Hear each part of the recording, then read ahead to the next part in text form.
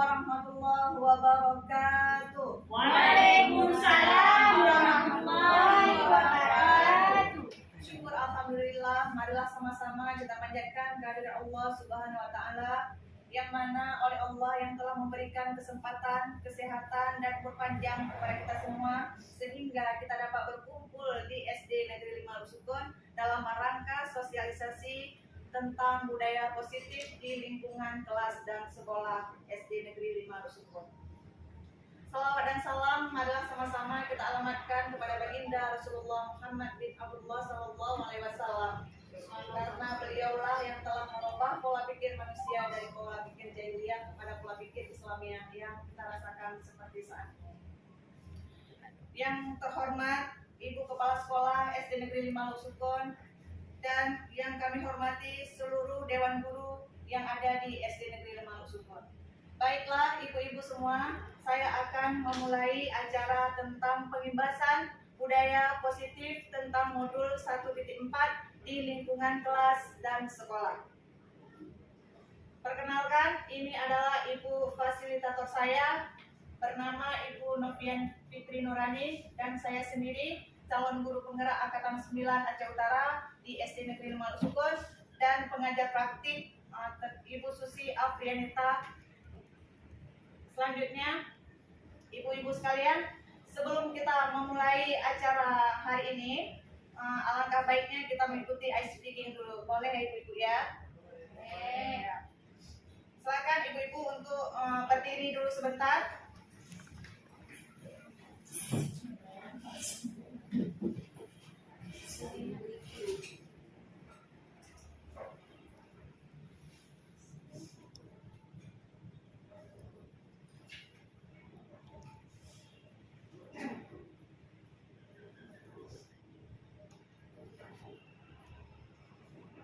Baiklah ibu-ibu, kita langsung saja ya untuk melakukan ini. Kita lebih semangat.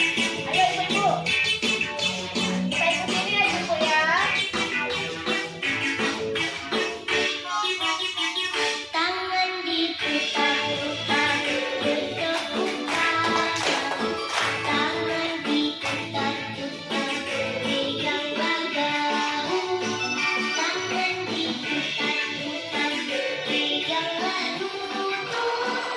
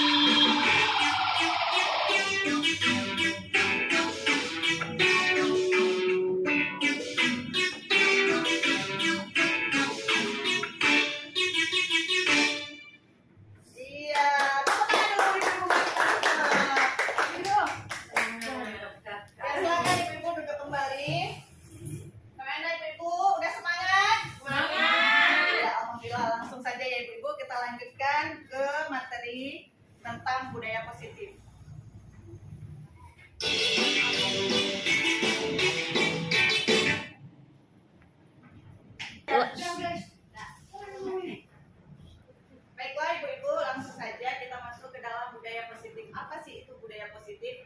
Nah, latar belakang tentang budaya positif. Suasana positif sangat mendukung dalam menciptakan pembelajaran yang kondusif. Karena dengan suasana positif, murid dan guru menemukan suatu kondisi pembelajaran yang menyenangkan, sehingga proses pembelajaran dapat berjalan tanpa adanya suatu beban, tapi suatu kebutuhan. Suasana positif juga akan membantu menggerakkan moral yang positif bagi murid, sehingga karakter murid tidak hanya terbentuk dari akademik atau intelektualnya saja, tapi juga dari lingkungan yang ada. Selanjutnya, budaya positif itu adalah nilai-nilai kebajikan, keyakinan, dan kebiasaan-kebiasaan sekolah yang berpihak pada murid agar murid dapat berkembang menjadi pribadi yang kritis, penuh hormat, dan bertanggung jawab. Adanya salah satu langkah budaya positif akan sangat bermanfaat untuk diterapkan dalam rangka mewujudkan merdeka belajar. Nah, budaya positif di sini yang sering kita lakukan seperti melaksanakan 6S, yaitu ya, sapa, salam, dan apalagi Ibu? Senyum. Apalagi? Ada 5S apa 6S, Bu? Santun, sopan. Nah, itu adalah kebiasaan yang kita lakukan setiap hari. Bahkan dari dulu-dulunya sudah kita terapkan, itu budaya 6S. Nah, selanjutnya, kemudian budaya positif meliputi 6 hal, yaitu perubahan paradigma stimulus respon. Kemudian 5 kebutuhan dasar manusia, ada disiplin positif, keyakinan kelas, 5 posisi kontrol, dan yang terakhir segitiga restitusi. Nah, perubahan paradigma, seorang guru memiliki peran untuk membangun dan mewujudkan budaya positif di sekolah. Budaya positif diawali dengan perubahan paradigma tentang teori kontrol.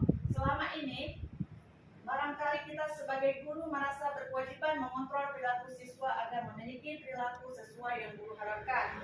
Perwujudannya, guru sering memberi hukuman kepada siswa yang melakukan kesalahan dan memberikan imbalan terhadap perbuatan baik yang dilakukan siswa. Berdasarkan beberapa penelitian tentang teori kontrol, semua perilaku manusia pasti memiliki tujuan. Begitu pula dengan perilaku siswa. Bahkan sebuah kesalahan yang dilakukan siswa pasti memiliki alasan. Alasan tersebut biasanya disebut dengan kebutuhan dasar manusia.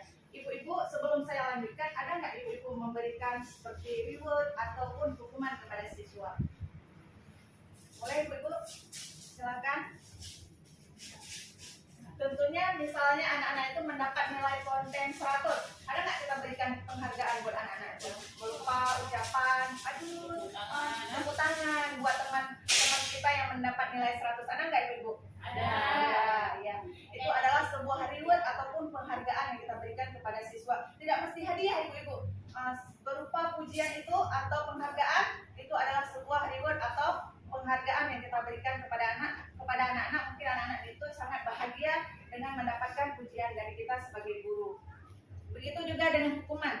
Ada nggak anak-anak ibu hukum dengan memberikan, contohnya misalnya anak-anak membuang sampah sembarangan, bagaimana tindakan ibu-ibu?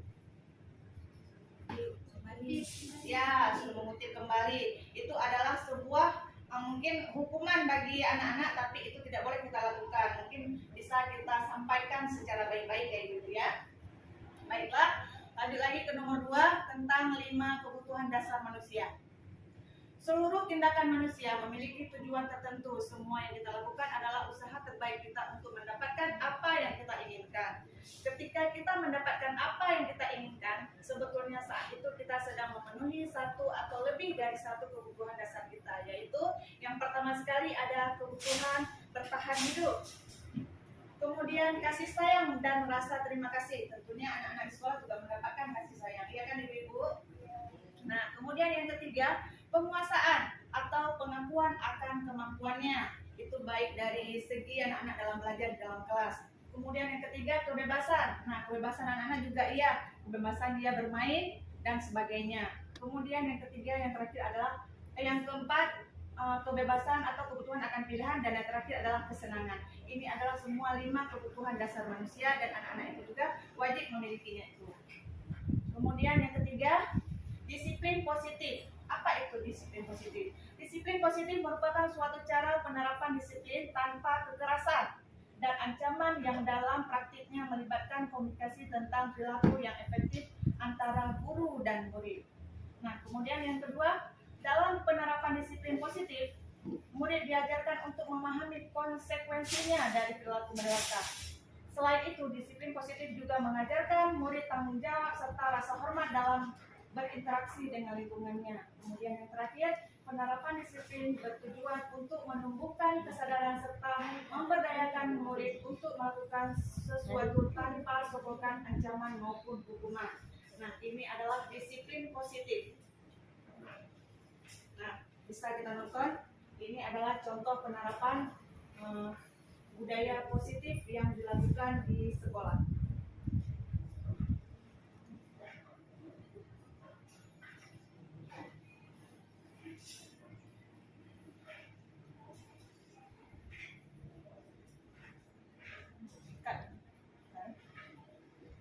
Sama kita saksikan, ini adalah contoh penerapan budaya positif yang dilakukan di sekolah.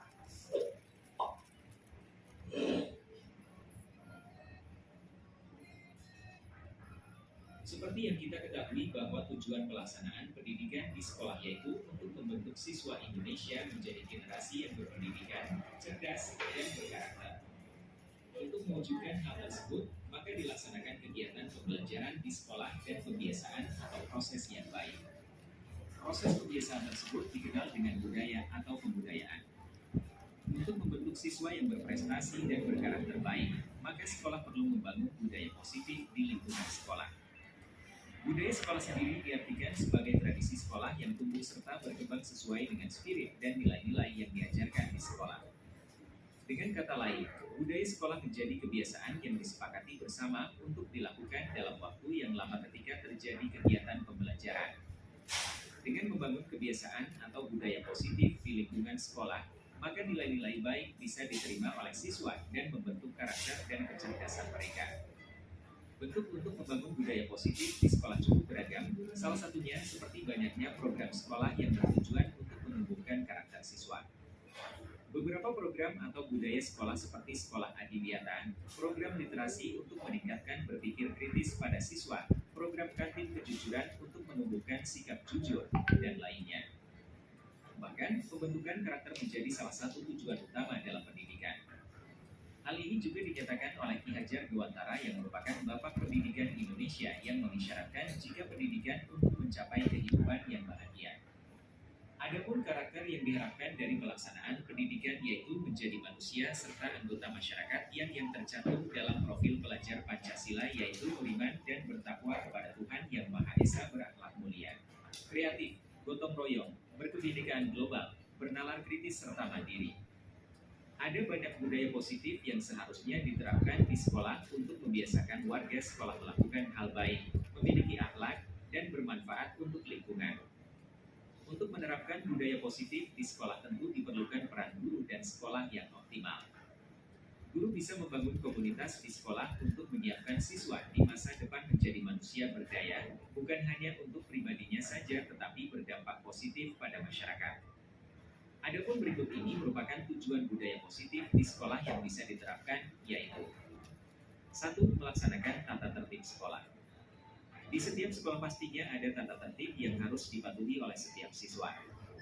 Tata tertib berfungsi sebagai pembatas antara yang boleh dan tidak boleh dan antara yang baik dan tidak baik bagi warga sekolah. Sekolah membuat tata tertib untuk disepakati dan dijalankan bersama. Dengan melaksanakan dan menaati tata tertib, maka situasi di sekolah akan berjalan dengan tertib dalam waktu yang lama. Program sekolah juga jadi berjalan sesuai dengan aturan baik. Kebiasaan positif ini harus terus berkembang hingga menjadi karakter. 2. Cinta kebersihan dan lingkungan. Penanaman rasa cinta kebersihan adalah budaya positif yang harus dimiliki setiap siswa. Di sini, cinta kebersihan artinya menjaga kebersihan terhadap diri sendiri dan juga terhadap lingkungan sekolah. Kebersihan terhadap diri sendiri bertujuan untuk membentuk pribadi siswa yang sehat dan jiwa yang kuat. Siswa juga akan dapat mengikuti kegiatan belajar mengajar dengan baik setiap harinya. Untuk rasa cinta kebersihan terhadap lingkungan sekolah, siswa dapat membuat jadwal pikir membersihkan kelas dan halaman sekolah supaya bersih. Dengan lingkungan sekolah yang bersih, maka akan tercipta udara segar dan belajar jadi nyaman. 3. Kejujuran. Karakter kejujuran juga sangat penting untuk ditanamkan di lingkungan sekolah, bukan hanya untuk siswa, tetapi guru juga sebagai tenaga pengajar. Kejujuran adalah investasi yang berharga terciptanya komunikasi dan hubungan yang sehat antar manusia. Dampak positif dari menjadi manusia yang jujur ada untuk berbagai sisi kehidupan. Apalagi di masa sekarang di mana kejujuran mahal harganya. Karakter ini harus sudah dibangun dan ditanamkan sejak usia dini. Menjadi orang yang dipercaya orang lain adalah hal yang sangat indah untuk dimiliki seseorang. 4. Religius. Dengan menanamkan karakter religius sejak usia dini, maka akan jadi langkah awal menumbuhkan sikap dan perilaku keberagamaan pada siswa. Upaya penanaman nilai religius harus disesuaikan dengan tingkat perkembangan siswa. Misalnya di tahap masa kanak-kanak, mereka ada di tahapan meniru dari yang dilihat dan didengar. Yang bisa dilakukan oleh sekolah adalah dengan membiasakan berdoa sebelum memulai kegiatan dan selalu bersyukur kepada Tuhan Yang Maha Esa. Peran guru sangatlah penting di sini untuk jadi teladan, pengingat, dan sebagai contoh untuk melaksanakan kegiatan bersifat religius. Sebelum lanjut ke dalam materi selanjutnya, bagi Anda yang belum mengikuti Instagram Belajar Era Digital bisa mengikuti di belajarera.digital. Bagaimana Ibu sudah Dia jadi ikan, lihat? sekarang dia jadi Itu sapi. adalah contoh penerapan budaya positif yang diterapkan di sekolah ya. Apa tadi Bu yang Ibu nonton? Ya, dia kedisiplinan, kemudian dia kejujuran, kemudian apa lagi Ibu? Religius.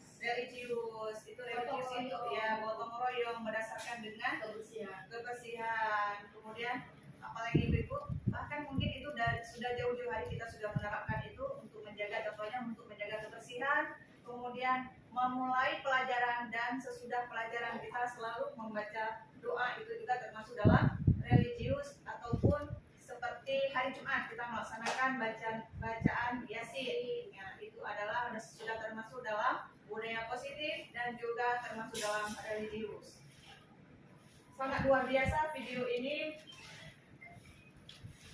yang sudah kita tonton barusan. Coba menontonnya dulu.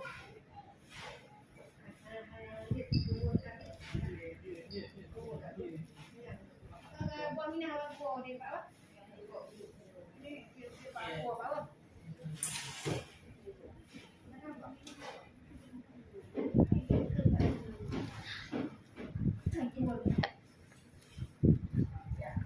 Bisa kita lanjutkan lagi tentang keyakinan kelas. Nah, yang nomor 4 ini adalah keyakinan kelas. Apa itu keyakinan kelas? Keyakinan kelas adalah kesepakatan kelas yang diyakini bersama oleh guru dan murid di dalam kelas, sehingga terbentuklah kesepakatan kelas atau keyakinan kelas.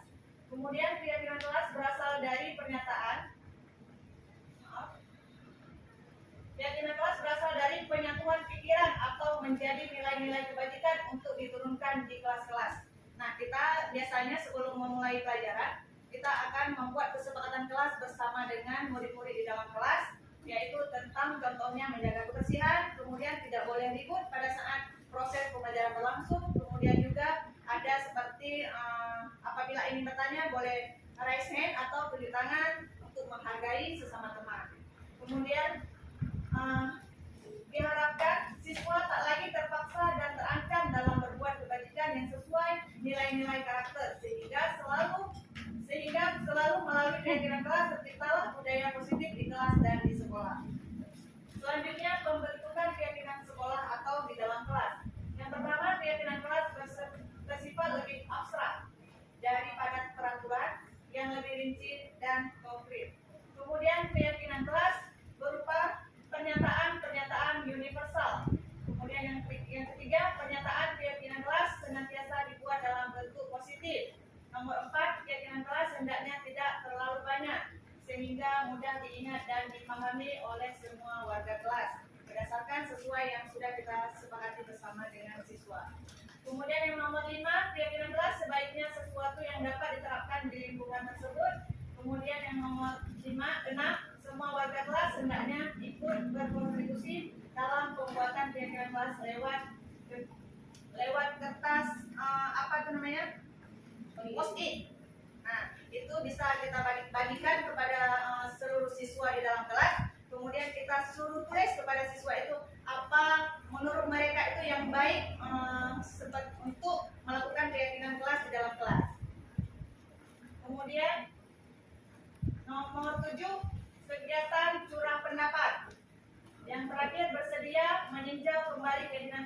waktu ke waktu. Nah, di situ kita setelah mengumpulkan hasil keyakinan kelas yang telah mereka buat ataupun yang telah disusun oleh peserta didik tersebut, kita boleh mengambil yang item-item yang terpenting saja untuk menjadikan sebuah keyakinan kelas di dalam kelas kita. Adapun nilai-nilai kebajikan universal merupakan nilai-nilai lintas budaya, bahasa, suku bangsa maupun agama seperti keadilan, kehormatan, peduli, integritas, kejujuran, pelayanan, keamanan, kesabaran, tanggung jawab, mandiri, berprinsip, keselamatan, kesehatan, dan lain-lain.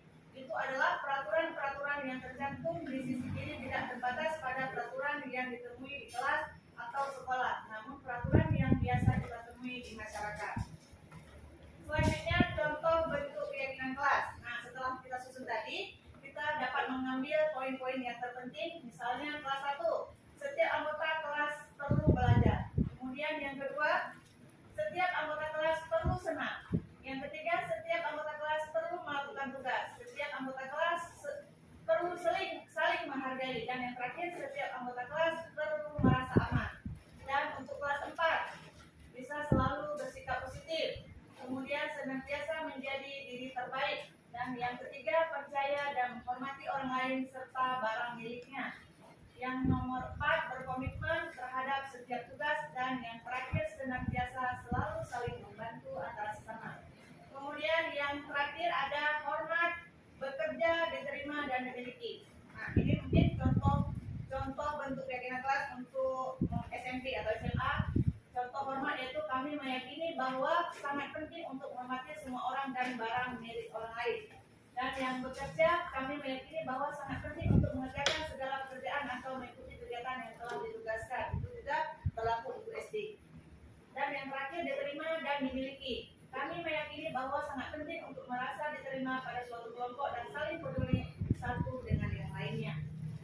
Nah, ini adalah bentuk keyakinan kelas yang sudah saya lakukan di dalam kelas. Yang pertama, berdoa sebelum dan sesudah belajar. Kemudian tepat waktu dan aktif di kelas. Dan yang ketiga, bekerja sama menjaga kebersihan dan di dalam kelas. Dan yang nomor 4, belajar dengan sungguh-sungguh. Dan yang terakhir, saling menghargai dan menjaga kesepakatan kelas. Selanjutnya 5 posisi kontrol. Nah, ini ada 5 posisi kontrol. Ini ada penghukum di dalamnya. Apa itu penghukum? Penghukum adalah seseorang penghukum bisa menggunakan hukuman fisik maupun verbal. Orang-orang yang menjalankan posisi penghukum senantiasa mengatakan bahwa sekolah memerlukan sistem atau alat yang dapat lebih menekan murid-murid lebih dalam lagi. Guru yang menerapkan posisi penghukum akan berkata, patuhi aturan saya atau awas kamu selalu saja salah. Itu adalah contoh kata-kata penghukum yang sering kita keluarkan. Pasti selalu yang terakhir selesai. Guru seperti ini senantiasa percaya hanya ada satu cara agar pembelajaran bisa berhasil, yaitu cara dia. Selanjutnya, penghukum pasti kita mengeluarkan suara nada tertinggi. Bahasa tubuh, mata melotot, dan jari menunjuk ataupun menghardik. Kemudian terlambat lagi, pasti terlambat lagi, selalu datang terlambat. Kapan bisa datang tepat waktu? Itu adalah contoh kata-kata yang kita keluarkan dengan artinya itu adalah penghukum. Kemudian tanyakan kepada diri Anda, bagaimana perasaan murid bila guru berbicara seperti itu pada saat muridnya datang terlambat. Kemudian hasilnya,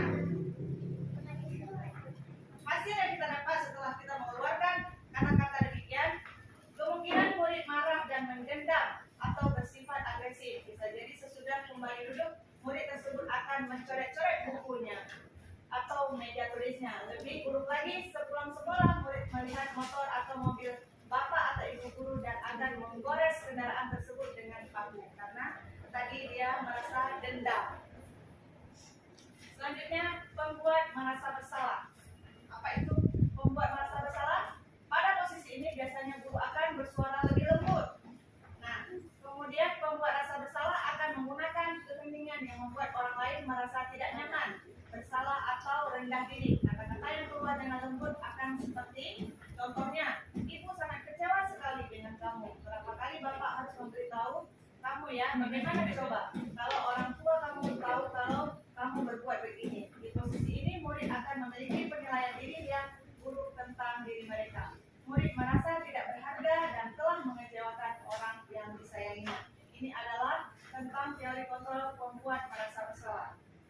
Selanjutnya, contoh kata-katanya membuat merasa bersalah. Nada suara memelas, halus atau sedih, dan bahasa tubuh merapat pada anak atau lesu. Contoh, Adi, kamu ini bagaimana ya? Kamu sudah berjanji dengan ibu tidak akan terlambat lagi. Kamu kenapa ya senang sekali mengecewakan ibu? Ibu benar-benar kecewa sekali. Bagaimana perasaan murid bila ditegur seperti ini? Hasil yang dirasakan oleh siswa yaitu murid akan merasa bersalah telah mengecewakan ibu atau bapak gurunya. Murid akan merasa menjadi orang yang gagal dan tidak sanggup membahagiakan orang lain. Kadang-kala sikap seperti ini lebih membahayakan dari sikap pemukul karena emosi akan tertanam rapat di dalam murid menahan perasaan. Tidak seperti murid dengan guru menghukum, di mana murid bisa menumpahkan amarahnya walaupun dengan cara negatif. Murid tertekan, seperti inilah yang tiba-tiba bisa meletus amarahnya dan bisa menyakiti diri sendiri atau orang lain. Ini adalah contoh pembuat merasa bersalah. Nah, kemudian sebagai teman, bagaimana yang kita terapkan kepada siswa itu sebagai teman? Guru pada posisi ini tidak akan menyakiti murid, namun akan tetap berupaya mengontrol murid melalui persuasi. Posisi teman pada guru bisa negatif ataupun positif. Positif di sini merupakan hubungan baik yang terjalin antara guru dan murid. Guru posisi teman menggunakan hubungan baik dan humor untuk mempengaruhi seseorang. Mereka akan berkata, ayo bantulah demi ibu ya. Ayo ingat tidak bantuan ibu selama ini. Ya sudah, kali ini tidak apa-apa, nanti ibu bantu bereskan. Hal negatif dari posisi teman adalah bila suatu saat guru tersebut tidak membantu, maka murid akan kecewa dan berkata, saya pikir ibu teman saya. Murid merasa dikecewakan dan tidak mau lagi berusaha. Hal lain yang mungkin timbul adalah murid hanya akan bertindak untuk guru tertentu dan tidak untuk guru lainnya. Murid akan tergantung pada guru tersebut. Nah, ini contoh penerapan sebagai teman.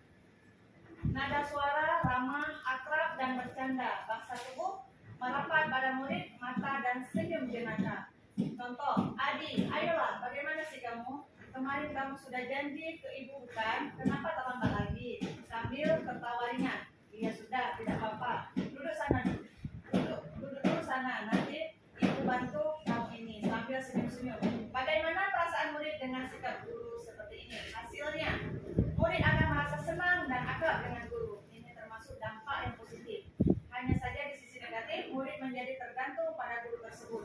Bila ada masalah, dia merasa bisa mengandalkan guru tersebut untuk membantunya. Akibat lain dari posisi teman, Adi hanya akan membuat sesuatu bila yang menyuruh adalah guru tersebut dan belum tentu berlaku yang sama dengan guru atau orang lain. Ini adalah posisi sebagai teman. Kemudian yang keempat, pemantau. Pemantau berarti mengawasi. Pada saat kita mengawasi, kita bertanggung jawab atas perilaku orang-orang yang kita awasi. Posisi memantau berdasarkan pada peraturan dan konsekuensinya dengan menggunakan sanksi. Konsekuensi kita dapat memisahkan hubungan pribadi kita dengan murid-murid sebagai seseorang yang menjalankan posisi pemantau. Pertanyaan yang diajukan seseorang pemantau, peraturan apa? Apa yang telah kamu lakukan? Sanksi atau konsekuensinya apa? Seseorang pemantau sangat mengandalkan perhitungan, catatan, data yang dapat digunakan sebagai bukti atas perilaku seseorang.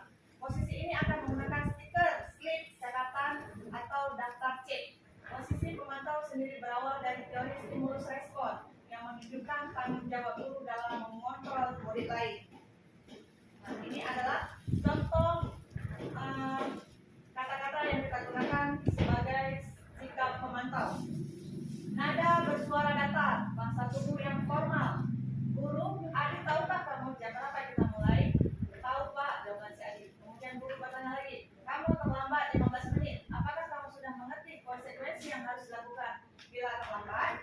Kemudian Adi menjawab, paham ibu, saya harus tinggal kelas pada jam setengah nanti dan mengerjakan tugas ketinggalan saya. Kemudian guru menyatakan kembali, ya benar, nanti pada saat jam istirahat kamu harus tinggal di kelas untuk menyelesaikan tugas yang tertinggal tadi. Saya tunggu. Bagaimana perasaan murid dilakukan seperti ini? Hasilnya, yang pertama, murid memahami konsekuensi yang harus dijalankan karena telah melanggar salah satu peraturan sekolah. Guru tidak menunjukkan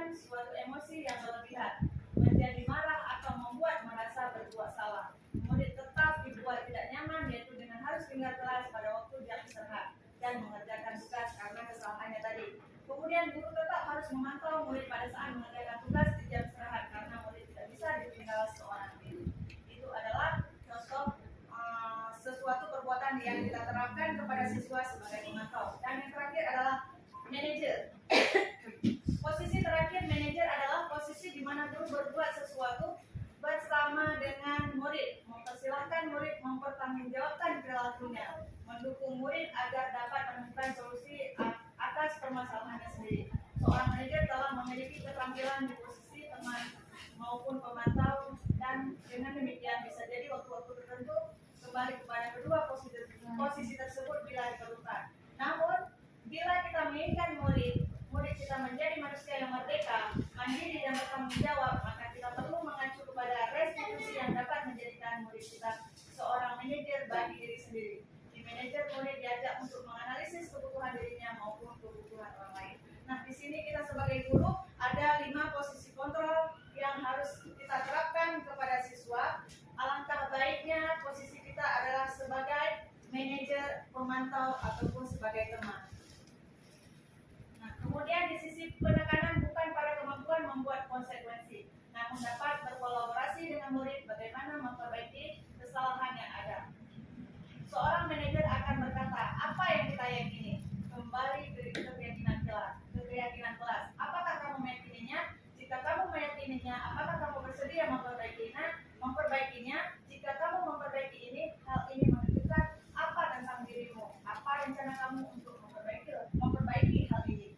Tugas seorang manajer bukan untuk mengatur perilaku seseorang. Kita membimbing murid untuk dapat mengatur dirinya. Seseorang manajer bukannya memisahkan murid dari kelompoknya, tapi mengembalikan murid tersebut ke kelompoknya dengan lebih baik dan kuat.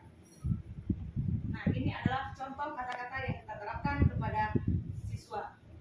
Yang pertama, nada suara tulus, bahasa tubuh tidak kaku, mendekat ke murid. Kemudian contoh kata-kata yang kita keluarkan. Adi, apakah kamu mengetahui jam berapa sekolah dimulai? Adi menjawab, tahu Bu, jam 7. Kemudian guru menanyakan kembali, iya, jadi kamu terlambat. Kira-kira bagaimana kamu akan memperbaiki masalah ini? Kembali lagi kepada keyakinan kelas tadi. Nah, Adi menjawab, saya bisa menanyakan teman saya, Pak, untuk mengerjakan tugas yang tertinggal. Kemudian guru menanyakan kembali, baik, itu bisa dilakukan. Apakah besok akan ada masalah untuk kamu agar bisa hadir tepat waktu di sekolah? Adi menjawab, tidak Bu, saya bisa hadir tepat waktu. Kemudian guru menanyakan kembali, baik, saya hargai usahamu untuk memperbaiki diri. Bagaimana perasaan murid diperlakukan seperti ini? Nah, pada posisi manajer, maka suara guru sebaiknya tulus.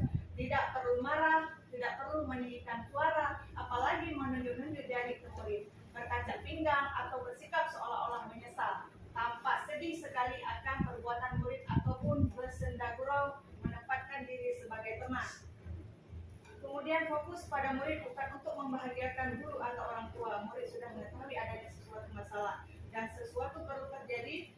Bila guru mengambil posisi pemantau, guru akan melihat apa konsekuensinya, apa peraturannya. Namun pada posisi manajer, guru akan mengembalikan tanggung jawab pada murid untuk mencari jalan keluar permasalahannya, tentu dengan bimbingan guru. Ini bisa kita saksikan sebuah video tentang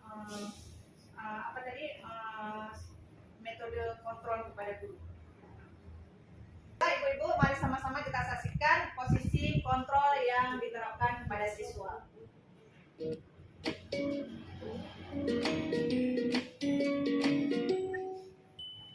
Salam bahagia Ibu dan Bapak guru hebat. Dalam penerapan disiplin positif restitusi, salah satu program yang dikembangkan adalah 5 posisi kontrol. 5 posisi kontrol dalam restitusi adalah proses perjalanan seorang pendidik agar dapat mengenali dirinya. Pada video kali ini, kita akan membahas tentang 5 posisi kontrol yang dikembangkan oleh Diane Gossen dan contoh penerapannya.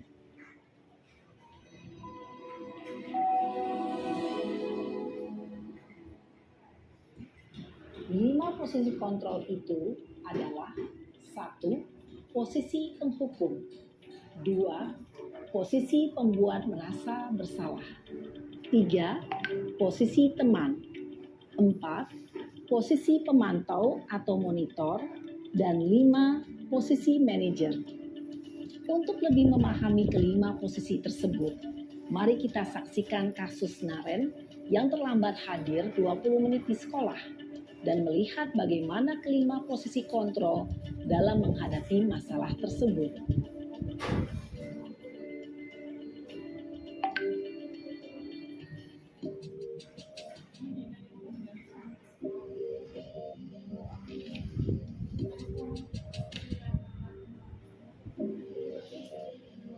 Naren, sini kamu. Selamat pagi, Bu. Selalu terlambat. Kamu deh, pasti terlambat. Maaf, Bu. Saya... Apa? Apa coba? Alasan kamu apa lagi? eh, Kapan sih kamu tidak terlambat? Malas sekali ya kamu jadi anak. saya... Dasar pemalas. Gak kapok-kapok sih kamu. Sudah berapa kali terlambat?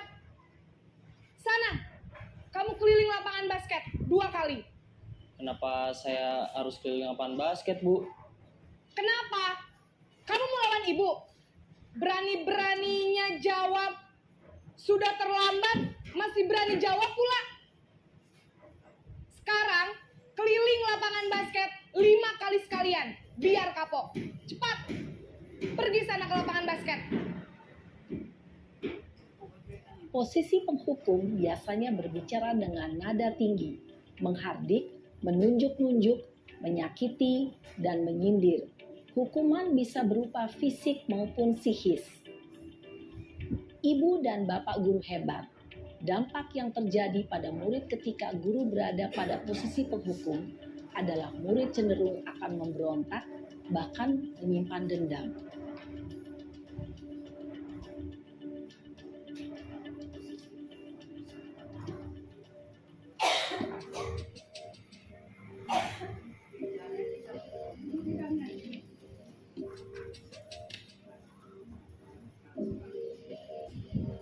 Naren!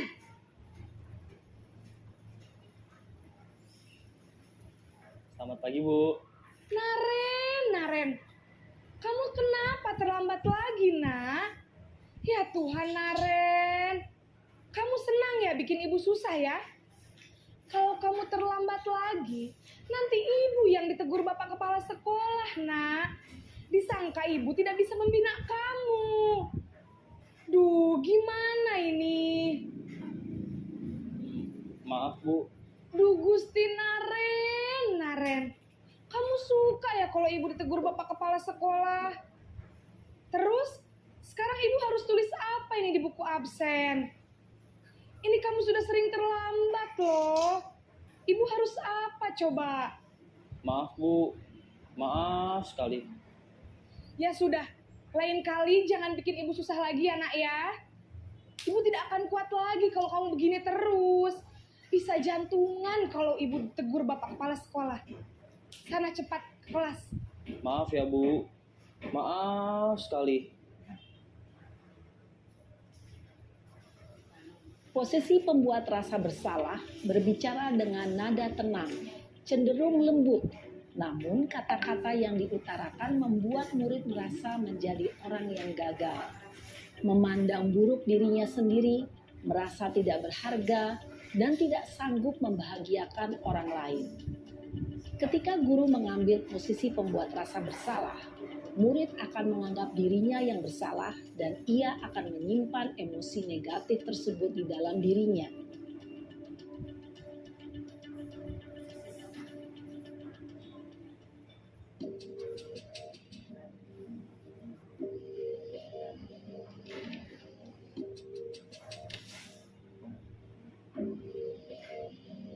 Naren!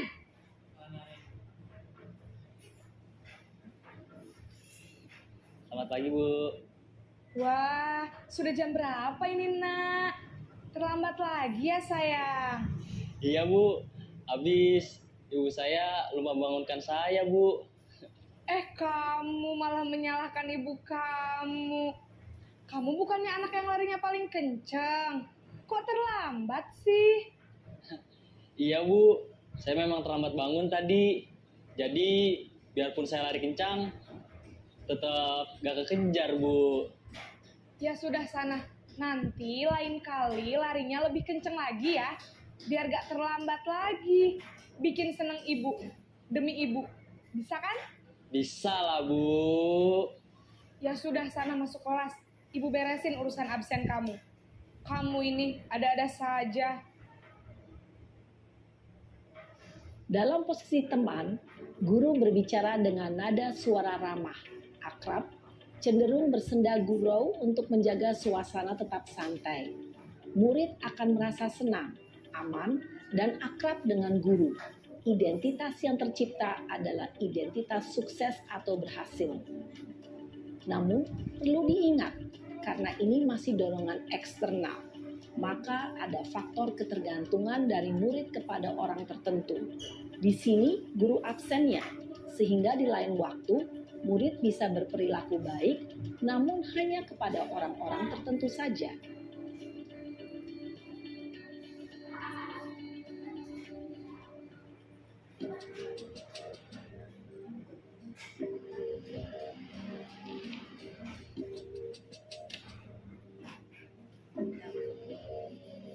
Naren!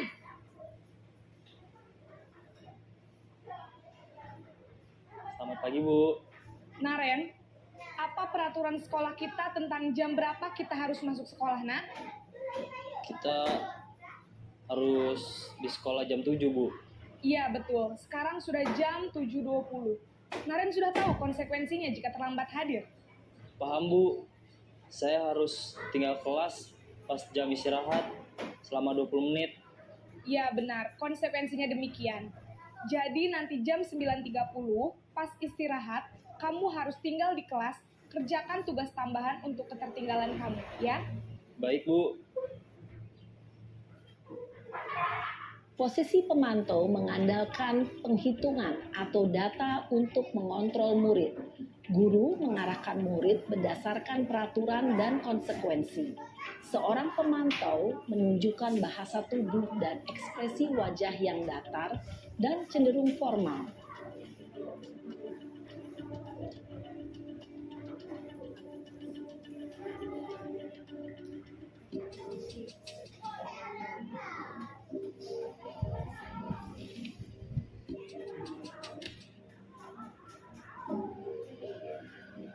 Naren!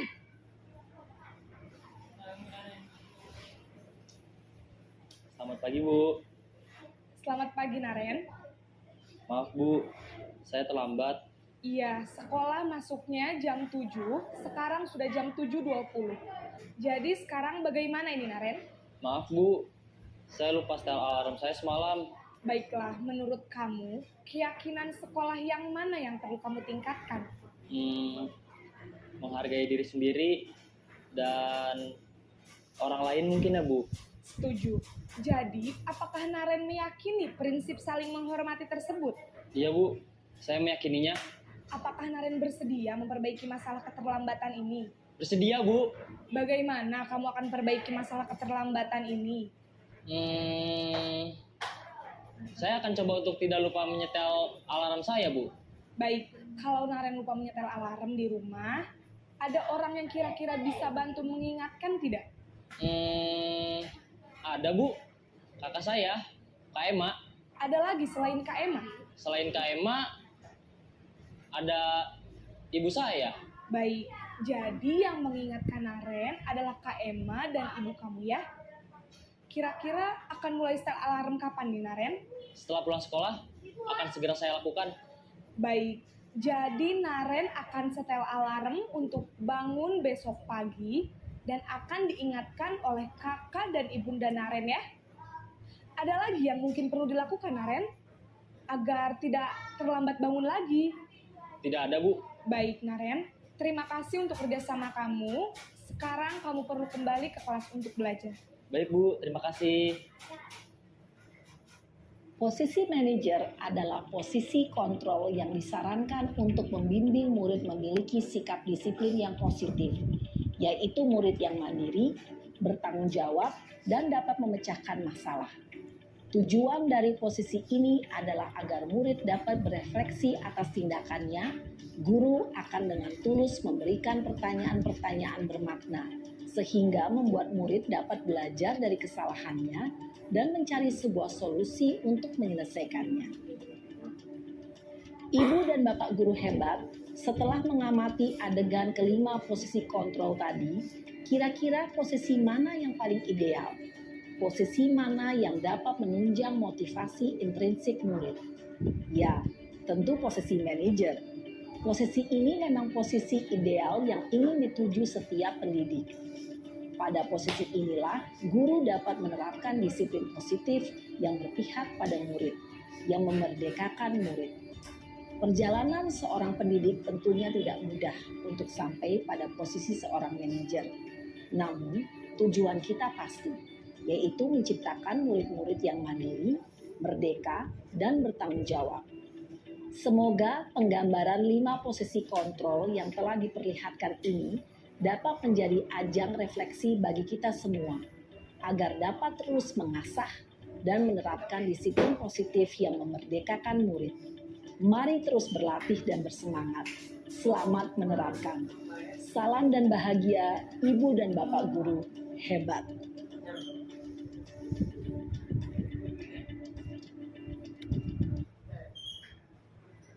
Itu setelah kita saksikan video barusan itu tentang 5 posisi kontrol. Ada 5, yang pertama sekali sebagai penghukum, yang kedua sebagai apa tadi Ibu? Sebagai pembuat merasa bersalah. Kemudian yang ketiga sebagai teman, dan yang keempat sebagai pemantau, dan yang terakhir adalah sebagai manajer. Nah, di sini dituntut kita sebagai guru yang bisa bersikap menjadi seorang manajer. Itu yang baik sekali kita terapkan kepada siswa karena dapat mencerminkan karakter yang sangat positif bagi siswa itu sendiri. Nah, selanjutnya yang keenam, segitiga restitusi. Kamu tentu punya alasan mengapa melakukan itu. Yang pertama, adakah cara yang lebih efektif untuk mendapatkan apa yang kamu butuhkan? Nah, di sini segitiga restitusi ini ada menstabilkan identitas yang pertama sekali. Kemudian yang kedua, validasi tindakan salah, dan yang terakhir menanyakan keyakinan kelas. Ini adalah bentuk segitiga restitusi. Apabila siswa membuat sebuah kesalahan, kita bisa menggunakan ataupun memecah masalah melalui segitiga restitusi. Di sini kita dapat menstabilkan identitas, kemudian validasi tindakan salah, kemudian yang terakhir menanyakan keyakinan kelas. Nah, selanjutnya menstabilkan identitas. Bagian dasar dari segitiga restitusi bertujuan untuk mengubah identitas anak dari orang yang gagal karena melakukan kesalahan menjadi orang yang sukses. Kemudian anak yang melanggar peraturan karena sedang mencari perhatian adalah anak yang sedang mengalami kegagalan. Dia mencoba untuk memenuhi kebutuhan dasar namun ada benturan. Kalau kita mengkritik dia, maka kita akan tetap membuatnya dalam posisi gagal. Kemudian kalau kita ingin ia menjadi reflektif, maka kita harus meyakinkan si anak dengan cara mengatakan kalimat-kalimat seperti di bawah ini. Yang pertama, berbuat salah itu tidak apa-apa. Kemudian tidak ada manusia yang sempurna. Nomor 3, saya juga pernah melakukan kesalahan seperti itu. Kita bisa menyelesaikan ini. Yang kelima, Bapak atau Ibu tidak tertarik mencari siapa yang salah, tapi Bapak Ibu ingin mencari solusi dari permasalahan ini. Kemudian yang keenam, kamu berhak merasa begitu. Yang terakhir, apakah kamu sedang menjadi teman yang baik buat dirimu sendiri? Selanjutnya yang kedua, dari segitiga restitusi ada validasi tindakan yang salah. Setiap tindakan kita dilakukan dengan suatu tujuan, yaitu memenuhi kebutuhan dasar. Kalau kita memahami kebutuhan dasar, apa yang mendasari sebuah tindakan, kita akan bisa menemukan cara-cara paling efektif untuk menemukan kebutuhan tersebut. Menurut teori kontrol, semua ini tindakan manusia, baik atau buruk, pasti memiliki maksud atau tujuan tertentu.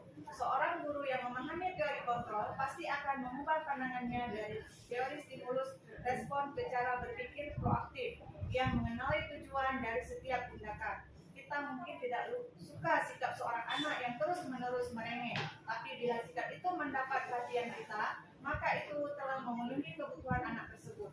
Kalimat-kalimat di atas ini akan mungkin terdengar asing buat guru. Namun bila dikatakan dengan nada tanpa, maka ini akan memvalidasi kebutuhan mereka. Selanjutnya, contoh kata-kata yang kita aturkan kepada siswa. Yang pertama, padahal kamu bisa melakukan yang lebih buruk dari ini ya. Yang kedua, kamu pasti punya alasan mengapa melakukan hal itu. Kemudian yang ketiga, kamu patut bangga pada dirimu sendiri karena kamu telah melindungi sesuatu yang penting buatmu. Dan yang terakhir, kamu boleh mempertahankan sikap itu, tapi kamu harus menambahkan sikap yang baru. Biasanya, guru menyuruh anak untuk membuktikan sikap yang tidak baik. Tapi teori kontrol menyatakan bahwa resep itu tidak manjur. Mungkin tindakan guru dengan memvalidasi sikap yang tidak baik seperti bertentangan dengan aturan yang ada. Namun sebetulnya tujuannya untuk menunjukkan bahwa guru memahami alasan dibalik tindakan murid. Sekian paparan dari saya tentang budaya positif yang akan kita terapkan di sekolah SD Negeri Lembaga Syukur. Baiklah ibu-ibu, dari sekian banyak materi yang sudah kita paparkan dari tadi, apakah ada pertanyaan yang akan ingin disampaikan? Silakan, saya persilakan dari sekarang. Assalamualaikum. Boleh Bu, silakan bangun Bu. Assalamualaikum warahmatullahi wabarakatuh. Saya ingin jelaskan apa yang dimaksud dengan nilai-nilai universal. Ya, baik, terima kasih, pertanyaan yang sangat bagus sekali. Boleh, yang kedua, siapa lagi? Assalamualaikum warahmatullahi wabarakatuh. Waalaikumsalam warahmatullahi wabarakatuh. Nama saya Nur Afnita. Saya ingin bertanya, apa itu restitusi? Assalamualaikum warahmatullahi wabarakatuh. Baik, terima kasih. Saya akan mencoba menjawab dulu pertanyaan dari Ibu Suryana tentang apa itu tadi nilai-nilai universal. Ya, Ibu Yana ya? Iya. Ya, nilai-nilai universal itu adalah nilai-nilai yang sering kita lakukan di sekolah yang bersifat positif. Contohnya kita menyuruh anak-anak itu mengambil sampah, itu sudah termasuk dalam sikap positif bagi siswa. Kemudian sopan santun, dia tersenyum, itu adalah sudah mencerminkan sikap-sikap yang sangat positif yang ada di sekolah. Kemudian yang timbul dari sikap ataupun nurani daripada siswa tersebut, ataupun dapat mencerminkan karakter-karakter daripada siswa yang bersifat positif. Sekian Ibu ya. Kemudian mungkin ada dari teman-teman yang ingin menambahkan, boleh silakan. Saya ingin bertanya. Assalamualaikum warahmatullahi wabarakatuh. Waalaikumsalam warahmatullahi wabarakatuh. Apa itu tujuan mulia dari penerapan disiplin positif? Ya, baik, terima kasih Ibu Nur Hayati. Saya akan mencoba menjawab pertanyaan dari Ibu Nur Afnita. Apa itu restitusi? Restitusi adalah proses menciptakan kondisi bagi murid untuk memperbaiki kesalahan mereka. Jadi tadi ada saya sampaikan bahwa penyelesaian masalah itu ada melalui segitiga restitusi. Yang pertama sekali menstabilkan identitas, kemudian menanyakan keyakinan kelas. Yang terakhir adalah mengidentifikasi masalah daripada siswa tersebut. Nah, kemudian pertanyaan dari Ibu Nur Hayati. Apa itu tujuan mulia dari penerapan disiplin positif? Tujuan mulia dari penerapan disiplin positif adalah agar terbentuk siswa-siswa yang berkarakter, kemudian berdisiplin, santun, jujur, dan penuh tanggung jawab. Itu adalah sikap mulia daripada disiplin positif. Bagaimana ibu yang lain?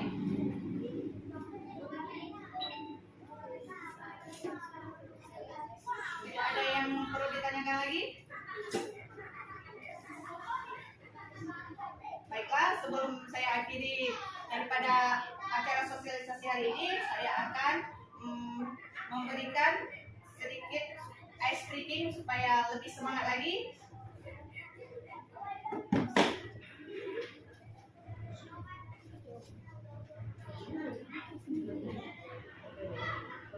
Ibu,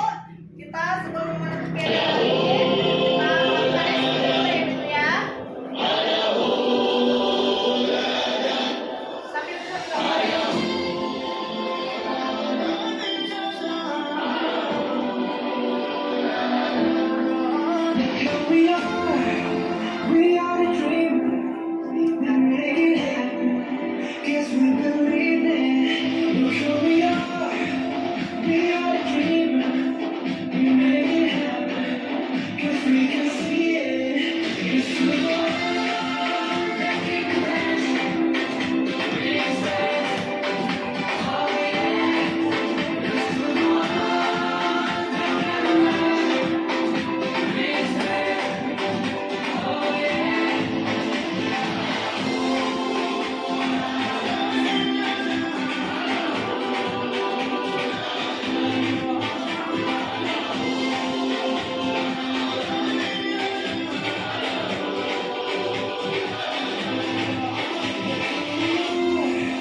We are the dreamers that make it happen. Guess we believe it. Look who we are. We are the dreamers that make it happen. Guess we believe it. Look who we are. We are the dreamers. We make it happen. Guess we can see it. Guess we are.